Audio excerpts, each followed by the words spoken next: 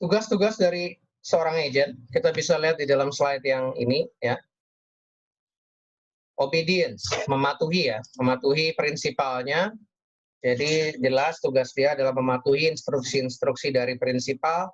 Jika dia tidak mematuhi instruksi atau kewenangan yang diberikan oleh prinsipal, maka dia bisa dituntut oleh prinsipal untuk kerugian-kerugian yang terjadi. Sebagai contoh, kalau misalnya instruksi atau kewenangannya adalah hanya menerima bisnis kendaraan bermotor, tapi dia juga mengokekan penutupan-penutupan kelas bisnis di luar kendaraan bermotor, itu berarti dia tidak mematuhi prinsipalnya. Ada satu kerugian yang dialami oleh prinsipal akibat hal ini, maka prinsipal boleh menuntut kerugian tersebut kepada agent. Itu poin satu, tugas dari agent. Yang kedua, tugas dari agent adalah personal performance. Pada dasarnya, agent, apakah dia itu agent asuransi atau broker, digunakan jasanya karena memiliki keahlian khusus, dianggap memiliki ekspertis khusus di bidangnya. Sehingga prinsipal berharap pekerjaan itu dilakukan oleh si expert tadi, gitu ya. Bukan berarti nanti expert itu tidak bisa mendelegasikan pekerjaan-pekerjaan yang sifatnya administrasi atau harian kepada bawahan-bawahannya. Bukan berarti semua harus dia dikerjakan ya, tapi untuk pekerjaan utama yang memerlukan skill yang dibutuhkan dari ekspertis dia atau keahlian dia, itu harus dilakukan sendiri oleh si agent yang ditunjuk oleh prinsipal. Jadi melakukan pekerjaan sendiri dalam artian pekerjaan-pekerjaan yang sifatnya spesifik berkaitan dengan keahlian agent tersebut.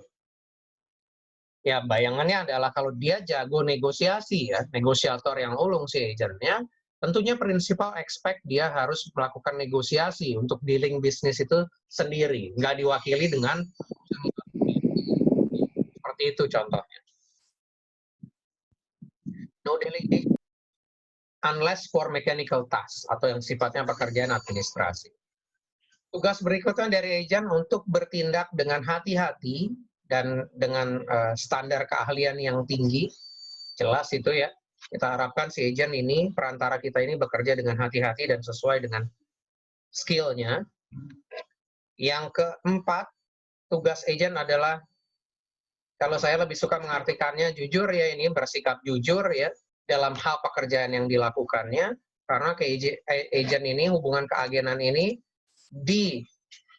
dibuat atas dasar kepercayaan. Agency based on trust. Jadi seharusnya tidak ada konflik kepentingan antara agent dengan prinsipal. Misalnya menerima uang suap atau komisi rahasia dari pihak lain di luar prinsipal. Ya. Karena dia udah ditunjuk sebagai agentnya, kamu saya tugaskan untuk jual produk asuransi, ini dapat insentif sekian, ya tolong kerjakan sebaik-baiknya. Dia jangan bermain ganda gitu loh. Artinya mungkin dia secara diam-diam menjual harga yang lebih tinggi sehingga selisihnya bisa diambil. Nah itu nggak boleh atau situasi seperti itu. Atau dia disuap oleh si tertanggungnya. Bapak tolongin deh, bilang-bilang aja nih bagus resikonya supaya bisa diakses. Nah itu juga tidak diperkenankan. Tugas dari agent adalah jujur dalam hal melakukan pekerjaan. Komisi yang dibayarkan oleh perusahaan asuransi kepada agent pada prinsipnya bisa saja diungkap, beritahukan kepada tertanggung jika ditanyakan. Jadi kalau tertanggungnya mau tahu, Bapak dapat komisinya berapa dari perusahaan asuransinya. Dia minta untuk tahu itu, prinsipnya sih secara hukum sih boleh diungkapkan ya. Tapi kalau secara praktikanya kelihatannya dihindari oleh si agent-agent ini. Mereka nggak mau kelihatan berapa bagiannya mereka, sehingga takutnya itu mempengaruhi keputusannya tertanggung. Mungkin dia bilang, wah Bapak komisinya gede banget nih, kan gitu. Nah, tetapi seharusnya kalaupun itu diminta untuk diungkap, ya harus diungkapkan. Accountability, tugas berikutnya dari agent adalah yang kelima gitu ya. Dia harus menangani ya uang-uang yang diterima, uangnya prinsipal yang diterima dari pihak lain. Menangani atas atas nama prinsipal dan harus menjaga catatan-catatan transaksi tersebut for all transaction. Jadi ini secara singkat tugas-tugas dari agent. Patuh, personal performance, hati-hati, jujur, dan akuntabilitas. Kewajiban dari prinsipal terhadap agent ada 2, memberikan imbalan jasa atau remunerasi. Yang keduanya adalah memberikan ganti rugi. Remunerasi dalam bentuk komisi, ya. Harus ada bukti pemberian komisi ini, ya. Maksudnya kalau agent memang bekerja sesuai skup kerjanya, ya. Transaksi itu muncul memang karena peran serta dari agent. Itu buktinya, ya, bahwa dia berhak untuk mendapat komisi. Komisi diberikan atau diperoleh oleh agent pada saat kontrak memang sudah ditanda tangani.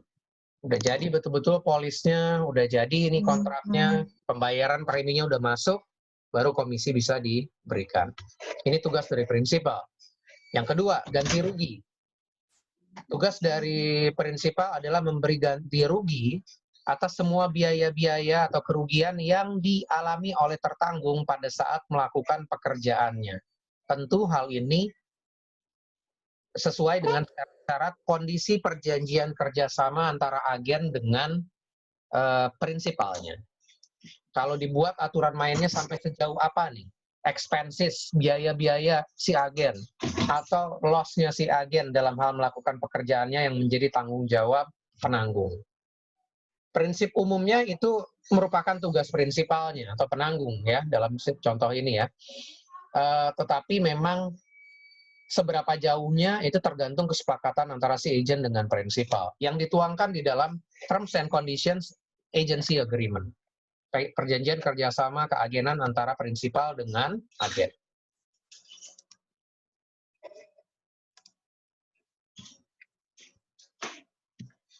Konsekuensi dari tindakan agen.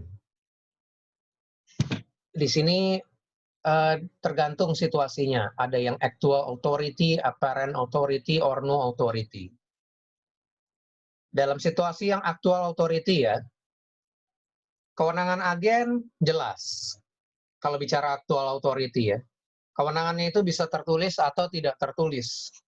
Tetapi memang alangkah baiknya kalau bicara hal-hal seperti ini sifatnya adalah yang tertulis, ya, utamanya, ya. Apa kewenangan tertulis dari si agent? Ada di dalam perjanjian kerjasamanya. Poin nomor 2, ya. Express authority ini biasa dimasukkan secara tertulis nih di dalam perjanjian kerjasama antara dua pihak itu. Terms-nya ini disebut tadi sebagai TOBA, Terms of Business Agreement, ya. Kalau implied authority ada juga mungkin kewenangan tidak tertulis yang diberikan kepada agen, tetapi sifatnya hanyalah untuk mendukung kewenangan yang tertulis tadi. Misalnya katakanlah dalam textbook ini mencontohkan aturan main mengenai perjalanan bisnis si agen. Bisa jadi ini nggak tertulis secara konkret di dalam perjanjian kerjasamanya, tetapi ada pembicaraan antara si agen dengan prinsipal bahwa ini kita tanggung atau kalian boleh lakukan ini dulu atas nama kami gitu. Nah, tinggal dilaporkan ke kita. Jika ada biaya dilakukan penggantian. Jadi implied authority pun bisa saja muncul dalam situasi yang kewenangan yang sifatnya aktual, tapi sifatnya hanyalah supporting untuk kewenangan yang sifatnya ekspres. Ya, mungkin nggak semua aturan main bisa dibuat secara tertulis atau terpikirkan saat itu juga, ya. Tapi istilahnya mungkin bayangan saya kalau si agent lagi perjalanan bisnis untuk negosiasi suatu proposal penutupan, apakah tindakan-tindakan tertentu itu harus betul-betul ada secara tertulis untuk ambil action yang sifatnya hanya support, ya, support untuk negosiasi tersebut. Saya rasa ya, bisa lah itu sifatnya implied gitu. Oke, apa konsekuensinya nih dari kewenangan yang sifatnya jelas atau aktual seperti ini? Bagi prinsipal perusahaan asuransi, contohnya, ya, prinsipalnya, dia bertanggung jawab atas segala tindakan agent yang dalam batas kewenangan agent tersebut. Insurer responsibility as long as the agent act within his or her authority. Karena ada kewenangan yang aktual, kewenangan yang jelas, contoh yang pertama ini gitu ya, maka konsekuensinya apa sih? Judulnya kan konsekuensi. Konsekuensinya adalah asuransi sebagai prinsipal dari agen bertanggung jawab atas segala tindak tanduk dari agen yang berdasarkan kewenangannya.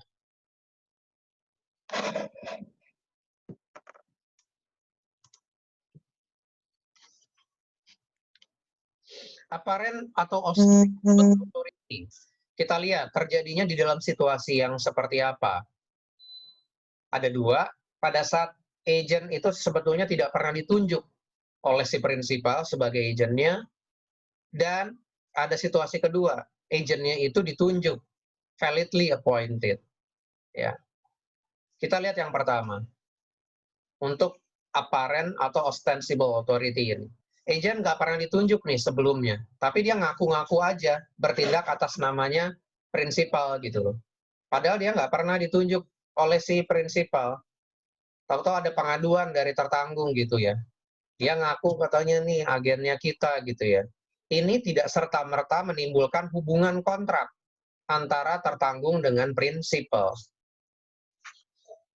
Untuk membuat ini muncul, adanya hubungan antara tertanggung dengan prinsipal akibat tindakan self-claim dari agent tadi gitu ya, membutuhkan principal conduct to indicate that the agent is action on their behalf.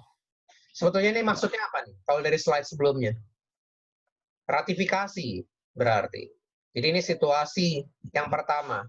Kayaknya agen ini seakan-akan nih ya punya kewenangan nih, apparent authority, kayak punya kewenangan. Kok dia main jual aja nih polis asuransi, punya asuransi itu X, dicek enggak kok, dia sebetulnya bukan agent kita. Jadi gimana dong nih? Mungkin ada situasi tertentu di mana wah kayaknya ya bagus juga lah, memang dia bukan agent resmi kita nih, tapi dia bisa dapetin bisnis, preminya lumayan, profil bisnisnya bagus. Udahlah sekalian aja nih kita ratifikasi ya, dia jadi agent kita. Bisa saja situasi yang dibayangkan seperti itu. Untuk situasi nomor pertama ini ya, agent has never been appointed. Membicarakan mengenai apparent atau ostensible authority. Situasi yang kedua, untuk situasi di mana agent itu sebetulnya ditunjuk gitu ya. Ditunjuk nih dia, memang dia agennya kita. Tetapi untuk beberapa sisi tindakan, dia nggak punya kewenangan. But not permitted to carry out certain tasks gitu ya. Konsekuensinya apa? Kontraknya itu bisa saja valid kalau tindakan-tindakan yang dilakukan agent di luar kewenangannya ini yang diizinkan, itu pada dasarnya merupakan suatu kebiasaan di dalam jenis usahanya gitu ya.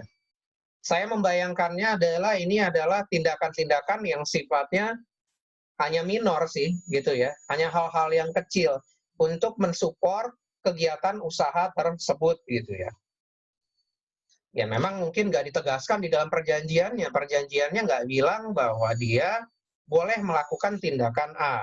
Tetapi tindakan A ini adalah hal yang biasa nih untuk melakukan atau menggolkan bisnis tersebut. Nah, kontraknya dianggap tetap valid. Tetapi kalau memang terbukti bahwa tindakannya itu nggak merupakan hal biasa dari jenis usahanya, dan itu di luar kewenangan dari si agent, maka agent bertanggung jawab terhadap tindakannya. Ya, the agent will be liable to principal for their actions. Agent bertanggung jawab terhadap tindakannya atas kerugian yang dialami oleh prinsipal. Mungkin begini deh, biar lebih memperjelas situasi yang kedua ini. Di awal kita bilang, saya jelaskan, ada kondisi di mana agent itu boleh nih menangani bisnis, menangani proposal form. Ada situasi di mana dia punya kewenangan sampai dengan akseptasi. Termasuk juga menerima pertanggungan. Jadi kayak seakan-akan yang punya kewenangan akseptasi itu si agentnya. Perantara ya dalam hal ini ya. Kalau misalnya kita lihat broker itu nggak usual loh ya. dalam usaha dia ya, usual in trade profession. Jadi dalam usaha broker, emang broker punya ya kewenangan untuk accept atas nama penanggung. Jadi kalau cover properti, berapa nilainya? 1 miliar, oke, noted and agreed, kita cover. As usualnya, sesuai kebiasaannya, broker tuh nggak boleh begitu. Dia bisa begitu kalau memang kewenangannya jelas. Jadi kalau tertanggung tanya, loh Anda main ambil-ambil aja, padahal kan situ broker gitu loh. Coba lihat dulu kewenangannya ada apa enggak. Kok yang setujuin penawaran saya Anda juga gitu loh. Istilahnya SPPA-nya tanda tangan si brokernya. Coba kita lihat dulu. Karena memang common-nya dia nggak menerima itu gitu loh, nggak menerima penutupan atas namanya si penanggung. Jadi kalau itu ceritanya dan ternyata memang terbukti dia melakukan tindakan di luar kewenangan si broker, ada kerugian, ya tanggung jawabnya dari si agent dalam hal ini. Gitu ya. Kalau agen di satu sisi adalah wakilnya dari penanggung. Memang dia adalah perwakilannya si penanggung. Nah, sampai seberapa jauh nih gitu loh, dia bisa menangani bisnis ini. Dan yang pada umumnya juga memang dia hanya menangani yang sifatnya penerimaan. Dia tidak boleh memutuskan cover itu seperti apa. Ya. Jadi balik lagi ke tadi, kalau hal-hal pelanggarannya sifatnya adalah hal yang umum, itu masih bisa diakui kontraknya sah. Tetapi kalau dia bertindak di luar kewenangannya, maka tanggung jawabnya ada di sisi si agent atas kerugian yang timbul. Ini balik lagi ke situasi di mana agentnya itu adalah ditunjuk secara resmi oleh prinsipal.